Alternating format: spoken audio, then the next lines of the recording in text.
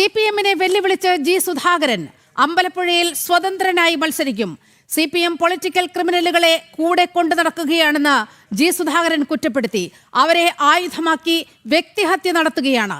തന്നെ പുറത്താക്കാൻ എളമരം കരീമും റിപ്പോർട്ട് നൽകി. ആലപ്പുഴയിലെ SDPIയുടെ വളർച്ചയും പരിശോധിക്കണമെന്ന് ജി സുധാകരൻ ആവശ്യപ്പെട്ടു. ആലപ്പുഴയിൽ വാർത്താ സമ്മേളനത്തിലാണ് പാർട്ടിയെ പ്രതിരോധത്തിലാക്കുന്ന വാക്കുകൾ ജി സുധാകരനിൽ നിന്നും ഉണ്ടായത്. ഈ അനുഭവങ്ങളുടെ അടിസ്ഥാനത്തിൽ ഈ അവമാനം, ഈ പാർട്ടിക്ക് യോജിക്കാത്ത പെരുമാറ്റം, പാർട്ടിയെപ്പറ്റി അറിയാത്തവർ പാർട്ടി വക്താക്കളായി വന്നിട്ട് ഓരോരോ കാര്യങ്ങൾ കാണിച്ചു പോകുന്നു. ബ്രാഞ്ചിൽ പോലും പ്രവർത്തിക്കാൻ കഴിയാത്ത സ്ഥിതി. ആ സ്ഥിതിയിൽ ഞാൻ പാർട്ടി മെമ്പർഷിപ്പിൽ ഒഴിവായി. 2-3 ആഴ്ചയായി പുതുക്കി. പാർട്ടി മെമ്പറല്ല, അത്രയേ. ഞാൻ സ്വതന്ത്രമായി ഈ അനുഭവത്തിൻ്റെ അടിസ്ഥാനത്തിൽ ഈ മണ്ഡലത്തിൽ മത്സരിക്കാൻ ഉദ്ദേശിച്ചു. ആ കാര്യം വാർത്തയുടെ വിശദാംശങ്ങളുമായി സുധീഷ് ഗോപാലാണ് ചേരുന്നത്. സുധീഷ്, ജി സുധാകരൻ വാ തുറക്കാതിരിക്കാൻ വലിയ നീക്കം പാർട്ടി ജനറൽ സെക്രട്ടറിയിൽ നിന്ന് അടക്കമുണ്ടായി. ഇന്നലെ 8 ജില്ലാ സെക്രട്ടേറിയറ്റ് അംഗങ്ങളാണ് ജി സുധാകരനെ മണിക്കൂറുകളോളം വീട്ടിൽ പോയി സന്ദർശിച്ച് വാർത്താ സമ്മേളനത്തിൽ നിന്ന് പിന്മാറണമെന്ന ആവശ്യം മുന്നോട്ട് വെച്ചത്. പക്ഷേ അതെല്ലാം തള്ളിക്കളഞ്ഞുകൊണ്ട് ജി സുധാകരൻ ഇന്ന് 11 മണിക്ക് മാധ്യമങ്ങൾക്ക് മുന്നിൽ വന്നു. പറയാനുള്ളതെല്ലാം പറഞ്ഞു. അപ്പോൾ പാർട്ടിയിൽ നിന്നും പാർട്ടി ബന്ധം ഉപേക്ഷിക്കുകയാണ് ജി സുധാകരൻ ഉണ്ടായിരിക്കുന്നത്. അമ്പലപ്പുഴയിൽ സ്വതന്ത്രനായി മത്സരിക്കുമെന്ന പ്രഖ്യാപനവും വരുന്നു.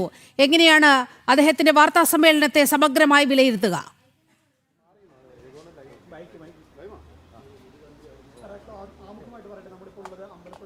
നീലിമ, വളരെ കൃത്യമായ തീരുമാനത്തോടെയാണ് ജി സുധാകരൻ ഇന്ന് മാധ്യമങ്ങളെ കണ്ടത്. പാർട്ടി അംഗത്വം പുതുക്കുന്നില്ല. താൻ ഇതുവരെ കഴിഞ്ഞ 5 വർഷത്തിലധിക കാലമായി അനുഭവിച്ച പാർട്ടിയിൽ നിന്നുള്ള അവഗണനയും അവഹേളനങ്ങളും അത് പാർട്ടിക്കൽ ക്രിമിനലുകളെ ആയുധമാക്കിക്കൊണ്ട് ചിലർ ചെയ്തതാണ് എന്ന ആക്ഷേപം മുന്നോട്ട് വെച്ചു.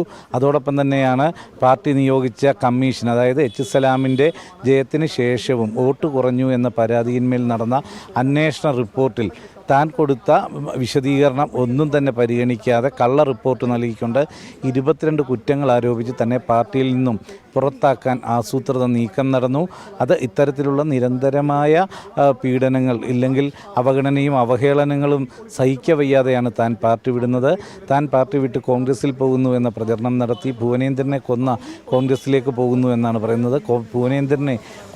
ഭുവനേന്ദ്രനെ കുറിച്ച് പറയാൻ ഇവർക്ക് എന്തവകാശമെന്നാണ് ജി സുധാകരൻ ചോദിച്ചത്. ഭുവനേന്ദ്രൻ അടികൊണ്ട് മർദ്ദനമേറ്റ് കിടക്കുമ്പോൾ SFI പ്രവർത്തകർ ഓടി രക്ഷപ്പെട്ടു. അതിനുശേഷം ആ കൊലപാതക കേസ് നടത്താൻ ആരും സഹായിച്ചില്ല. പാർട്ടി 5 പൈസ പോലും തന്നില്ല. താൻ പുരയിടത്തിലെ ആഞ്ഞിലി വിറ്റ കാശുകൊണ്ടാണ് കേസ് നടക്കിയത്. കേസ് പരാജയപ്പെട്ട് കഴിഞ്ഞ് അപ്പീൽ പോകാൻ പോലും ഒരു സഹായവും ഉണ്ടായില്ല.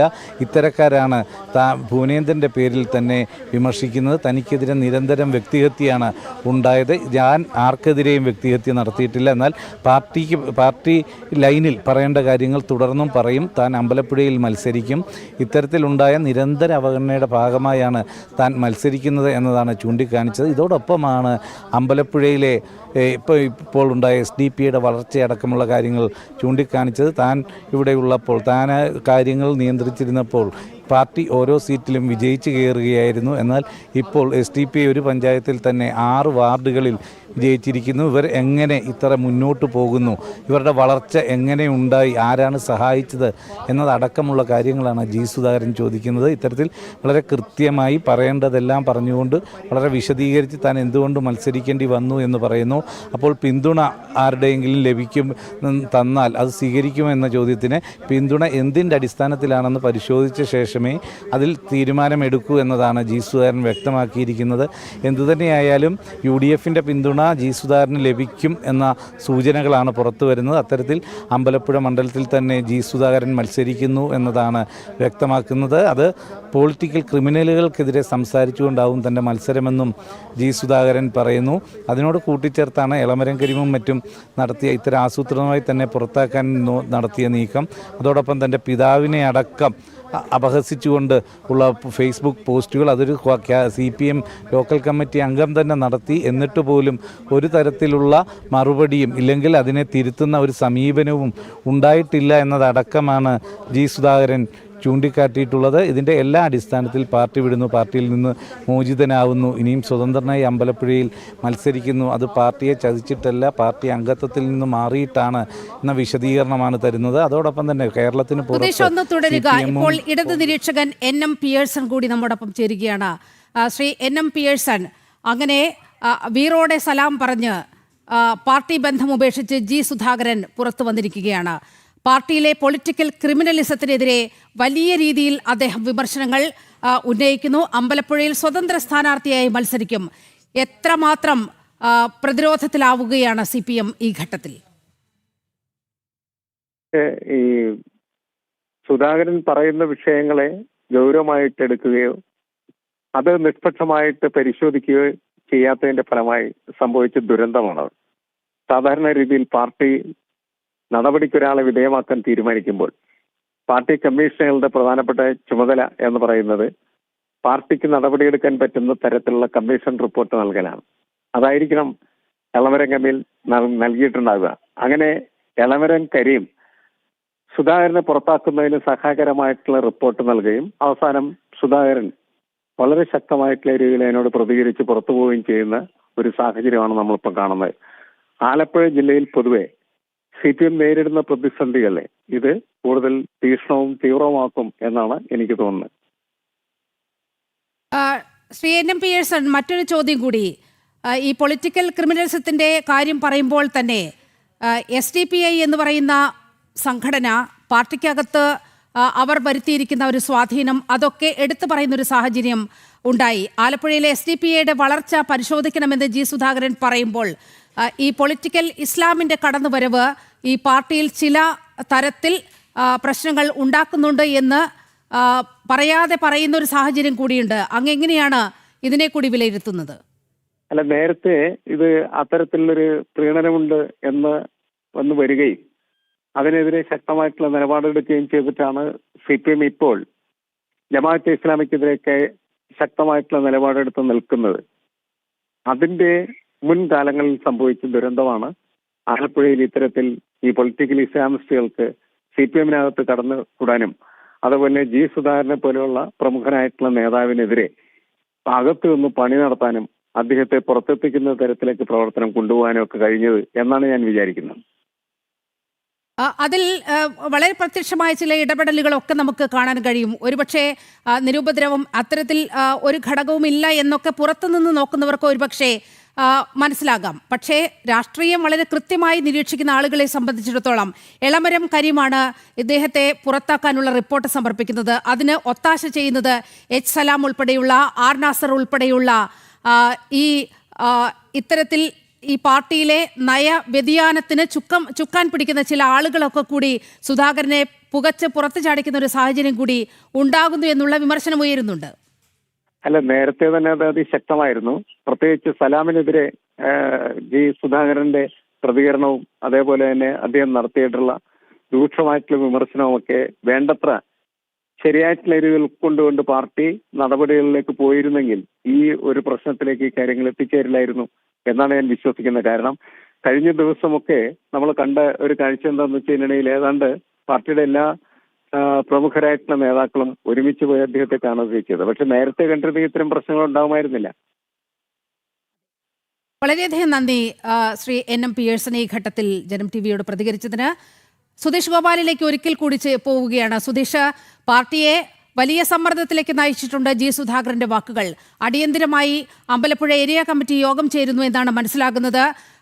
എങ്ങനെയെങ്കിലും തടുക്കാൻ കഴിയുമോ ജി സുധാകരന്റെ ഈ തുറന്നു പറച്ചിലിനെ പാർട്ടിക്ക്? ആ രാഷ്ട്രീയ ക്രിമിനലുകളെ ആയിരിക്കും എന്നുള്ള ഒരു പരാമർശം കൂടി നടത്തുന്നു. ഏതായാലും ജി സുധാകരൻ മത്സരത്തിന് ഒരുങ്ങിയിരിക്കുന്നു. നിലിമ, ഇതിൽ രണ്ട് കാര്യമാണ്. ഒന്ന്, ജി സുധാകരൻ തുറന്നു പറഞ്ഞ കാര്യങ്ങൾ. ജി സുധാകരൻ ഇപ്പോൾ പ്രഖ്യാപിച്ചത് അമ്പലപ്പുഴയിൽ സ്വതന്ത്രനായി മത്സരിക്കുന്നു, പാർട്ടി അംഗത്വത്തിൽ തുടരുന്നില്ല, അതായത് പാർട്ടി അംഗത്വം പുതുക്കുന്നില്ല, പാർട്ടി വിട്ടു കഴിഞ്ഞു എന്നത് വ്യക്തമാക്കി കഴിഞ്ഞു. ഈ തീരുമാനങ്ങൾ രണ്ടും ജി സുധാകരൻ ഇനിയും മാറ്റില്ല എന്നത് തന്നെയാണ് വ്യക്തമാകുന്നത്. ഇതേ സാഹചര്യത്തിൽ ജി സുധാകരനെ അനുനയിപ്പിക്കാൻ ശ്രമിച്ചു എന്ന് പറയുമ്പോൾ അത് ഒരു പ്രഹസനമാണ് എന്നതാണ് ജി സുധാകരൻ ചൂണ്ടിക്കാണിക്കുന്നത്. മുഖ്യമന്ത്രി മുഖ്യമന്ത്രി ഫോണിൽ വിളിച്ച് സംസാരിച്ചു എന്ന തരത്തിലും മറ്റും പ്രചരണം നടത്തുന്നു. അത് ഒരടിസ്ഥാനവുമില്ല. മുഖ്യമന്ത്രി പിണറായി വിജയൻ വിളിച്ചിട്ടില്ല എന്ന് ജി സുധാകരൻ വ്യക്തമാക്കുന്നുണ്ട്. ഇന്നലെ മാത്രമാണ് party general secretary MA Baby വിളിച്ചിട്ടുള്ളത്. ഇന്നലെ ഈ സെക്രട്ടേറിയറ്റിലേക്ക് കുറച്ചുപേർ ഇന്നലെ കാണാൻ ചെന്നു. നേരത്തെ CS സുജാതയും ഹരിശങ്കറും വന്നിരുന്നു. ഇവർ രണ്ടുപേരും തൻ്റെ ബന്ധുക്കളാണ്. അവർ വന്നപ്പോൾ സ്വാഭാവികമായി ഹരിശങ്കർ ഒന്നും മിണ്ടിയില്ല, സുജാത രാഷ്ട്രീയം പറഞ്ഞിട്ടുണ്ട്. എന്നാൽ അത്തരത്തിലുള്ള ഈ അനുനയ നീക്കങ്ങളോ ഒന്നും തന്നെയല്ല. അതാരും ദൗത്യമേൽപ്പിച്ച് വിട്ടതുമല്ല. സംസ്ഥാന സമിതിയും മറ്റും ദൗത്യമേൽപ്പിച്ചു എന്ന തരത്തിൽ വന്ന വാർത്തകൾ അടിസ്ഥാനരഹിതമാണ്. അങ്ങനെ ആരെയും പാർട്ടി ചുമതലപ്പെടുത്തിയിരുന്നില്ല. ആ തരത്തിൽ ആരും തന്നെ സമീപിച്ചിട്ടും ഇല്ല. വ്യക്തിപരമായ കൂടിക്കാഴ്ച മാത്രമായിരുന്നു CS സുജാതയുമായിട്ടുണ്ടായത് എന്നതാണ് ജി സുധാകരൻ വ്യക്തമാക്കുന്നത്. ഈ ഒരു സാഹചര്യത്തിൽ ജി സുധാകരനെ ഏതാണ്ട് 2019 മുതൽ നിരന്തരം അവഗണിച്ച് നിർത്തുന്ന ഒരു സാഹചര്യം ഉണ്ടായിരുന്നു. കിട്ടാവുന്ന എല്ലാ സാഹചര്യത്തിലും സുധാകരനെതിരെയുള്ള നീക്കങ്ങളും നടന്നിരുന്നു. അതാണ് ഏറ്റവും നിർണായകമായ ആ ഒരു കാലഘട്ടം എന്ന് പറയുന്നത്. കഴിഞ്ഞ നിയമസഭാ തെരഞ്ഞെടുപ്പിന്റെ സമയത്താണ് ഈ പാർട്ടി വ്യവസ്ഥ പ്രകാരം നിയമസഭാ സീറ്റ് നിഷേധിക്കുന്നു. 75 വയസ്സ് പ്രായപരിധിയുടെ പേരിൽ സംസ്ഥാന കമ്മിറ്റിയിൽ നിന്ന് ഒഴിവാക്കപ്പെടുന്ന സാഹചര്യമുണ്ടായി. പിന്നീട് ജില്ലാ കമ്മിറ്റി ഓഫീസിന്റെ ബ്രാഞ്ചിലാണ് ജി സുധാകരനെ ഉൾപ്പെടുത്തിയത്. ഇത്രകാലം പാർട്ടിക്ക് വേണ്ടി പ്രവർത്തനം നടത്തിയ രക്തസാക്ഷി കുടുംബം കൂടിയായ ജി സുധാകരനെ അന്ന് മുതലാണ് വേട്ടയാടാൻ തുടങ്ങിയത്. ആ വേട്ടയാടലിന് നേതൃത്വം നൽകിയതാകട്ടെ എച്ച് സലാമിനെ കുറിച്ച് ആ മണ്ഡലത്തിൽ നിന്നടക്കം ഉയരുന്ന നിരവധി പരാതികൾ പാർട്ടി നേതൃത്വത്തിന്റെ മുന്നിലടക്കമുണ്ട്. നമുക്കറിയാം എച്ച് സലാമിനുള്ള രാഷ്ട്രീയ ബന്ധങ്ങൾ എന്തൊക്കെയാണ് എന്നുള്ള കാര്യത്തിൽ ഒട്ടേറെ വിവാദങ്ങൾ വന്നതാണ്. അവിടെ നിന്ന് ജയിച്ചിട്ട് പോലും അമ്പലപ്പുഴയിൽ ജി സുധാകരൻ വീഴ്ച വരുത്തിയെന്ന മനഃപൂർവ്വമായ ഒരു ആരോപണം ഉന്നയിക്കപ്പെടുകയായിരുന്നു. ഞാൻ സുധീഷിലേക്ക് വരാം. ഇപ്പോൾ റെജി ലൂക്കോസ് കൂടി നമ്മോടൊപ്പം ചേരുന്നുണ്ട്. ശ്രീ റെജി ലൂക്കോസ്, അവസാനം ജി സുധാകരൻ തീരുമാനമെടുത്തിരിക്കുകയാണ്. അമ്പലപ്പുഴയിൽ സ്വതന്ത്രനായി മത്സരിക്കും, പാർട്ടി അംഗത്വം പുതുക്കുന്നില്ല. അപ്പോൾ പാർട്ടിക്ക് പുറത്തേക്ക് ജി സുധാകരൻ വരികയാണ്. പാർട്ടിയുടെ ക്രിമിനൽ വൽക്കരണത്തെ തുറന്നു കാണിച്ചുകൊണ്ട്, പാർട്ടിയുടെ ജിഹാദി ബന്ധങ്ങൾ, SDPIയുടെ ആലപ്പുഴയിലെ വളർച്ച, ഇതൊക്കെ ചൂണ്ടിക്കാണിച്ചുകൊണ്ട് CPMനെ കടുത്ത പ്രതിരോധത്തിലേക്ക് നയിക്കുന്ന വിധത്തിലാണ് ജി സുധാകരന്റെ വാക്കുകൾ വന്നിരിക്കുന്നത്. എങ്ങനെയാണ് അങ്ങ് ഈ സാഹചര്യത്തെ വിലയിരുത്തുന്നത്? ഇപ്പോൾ എച്ച് സലാം മാധ്യമങ്ങളെ കാണുന്നുണ്ട്. ശ്രീ റെജി ലൂക്കോസ്, ഒന്ന് തുടരുക. പിന്നെ ഒന്ന് BJPയുടേതാണ്. ഇപ്പോൾ പൊട്ടിപ്പുറപ്പെട്ടൊരു കാര്യമല്ല, വളരെയേറെ ആലോചിച്ച് പ്ലാൻ ചെയ്ത ഒരു കാര്യമാണ് നടന്നുകൊണ്ടിരിക്കുന്നത്. ആ 2 രംഗം കൂടി അവതരിച്ചതിന് ശേഷം ഞാൻ പറയുന്നതായിരിക്കും ഭംഗിയെന്നാണ് എനിക്ക് തോന്നുന്നൊരു കാര്യം. അതുകൂടെ വന്നിട്ട് പറയുന്നതായിരിക്കും ഭംഗിയെന്ന് തോന്നുന്നു. അല്ല, ഇപ്പോൾ അങ്ങനെ പറയുന്നതനുസരിച്ചാണെങ്കിൽ UDFും അതുപോലെ BJPയുമായി ചേർന്ന് ജി സുധാകരൻ ഒരു നാടകം ആസൂത്രണം ചെയ്യുന്നു എന്നാണ്. നമ്മളെല്ലാം അരിയാഹാരം കഴിക്കുന്നവരല്ലേ, നമ്മളൊന്നും മണ്ടന്മാരല്ലല്ലോ. പിന്നെ ഇത്തരം ഒരു സാഹചര്യം നമ്മുടെ മുന്നിൽ വന്നാൽ, പ്രത്യേകിച്ച് കമ്മ്യൂണിസ്റ്റ് പാർട്ടിയുടെ മുമ്പിലേക്ക് ഇതുപോലെ ഒരു സാഹചര്യം, കമ്മ്യൂണിസ്റ്റ് പാർട്ടിയുടെ കൂടെ നിന്ന് വർഷങ്ങൾ നിന്ന് അദ്ദേഹം കൂടി അധ്വാനിച്ചുണ്ടാക്കിയൊരു പാർട്ടി ഒക്കെയാണ്, അതൊന്നും തർക്കമൊന്നുമില്ല. പക്ഷേ അത് പറയുമ്പോഴും ദീർഘനാൾ മറ്റ് ആൾക്കും ലഭിക്കാത്തൊരു പരിഗണന ലഭിച്ച ഒരാൾ, ഏതാണ്ട് 2021 വരെയും ഈ ഭാഗമൊക്കെ വഹിച്ചിരുന്ന ഒരാൾ, ഒരുപക്ഷെ ആരാധ്യനായ VS പോലും ഇത്രയും പ്രാവശ്യം മത്സരിച്ചിട്ടുണ്ടാവില്ല. അത്രയും പരിഗണന കിട്ടിയ ഒരാൾ, അദ്ദേഹം തന്നെ പഠിപ്പിച്ചിട്ടുണ്ട് ഞങ്ങളെല്ലാം. ഇതുപോലെ ഒരാൾ പാർട്ടിയെ ചതിച്ച് ഇങ്ങനെ നിലപാടിലേക്ക് എത്തിയാൽ എങ്ങനെയാണ് പാർട്ടി, കമ്മ്യൂണിസ്റ്റ് പാർട്ടി അതുപോലെ വരുന്ന ആളുകൾ നേരിടേണ്ടതെന്നുള്ള കാര്യം സഖാവ് ജി സുധാകരൻ തന്നെ മുൻകാലങ്ങളിൽ കമ്മ്യൂണിസ്റ്റായി ഇരിക്കുമ്പോൾ ഞങ്ങളെ പഠിപ്പിച്ചിട്ടുണ്ട്. കമ്മ്യൂണിസ്റ്റ് പാർട്ടിയെ സംബന്ധിച്ചിടത്തോളം ആ പാഠങ്ങൾ പഠിച്ചവരാണ് ഞങ്ങളെല്ലാം. ശക്തമായി ജനങ്ങളെ വിശ്വാസത്തിലെടുത്ത് ജനങ്ങളെ അണിനിരത്തി ശക്തമായി ഇത്തരം കാര്യങ്ങൾ നേരിട്ട് മാത്രമേ കമ്മ്യൂണിസ്റ്റ് പാർട്ടി മുൻകാലത്ത് പോയിട്ടുള്ളൂ. അതുപോലെ തന്നെ കമ്മ്യൂണിസ്റ്റ് പാർട്ടി ശക്തമായി മുന്നോട്ട് പോവുകയും ചെയ്യും.